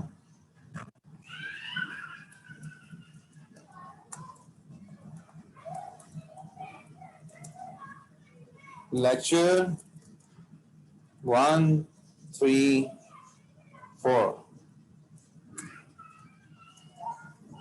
और बुक पेजेस 1 to 130, यानी कि प्राइवेट विक्ट्री तक, हैबिट 1, 2 and 3।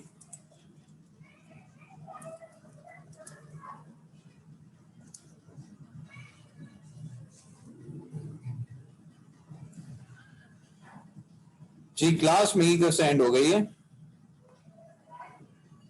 ये मैंने पोस्ट कर दिया है और आप लोग इसको देख लीजिए। Alright people, I wish you very best of luck for the exams. आपका स्केड्यूल कीट के जो नोटिस बोर्ड है वेबसाइट पे कंप्यूटर साइंस का, वहां पे मिल जाएगा एग्जाम स्केड्यूल कल तक, और वहां से आप इसको सॉल्व कर दीजिएगा। अपना बहुत सारा ख्याल रखिए, take very good care of yourself. अल्लाह हाफिज। चेकिंग बहुत अच्छे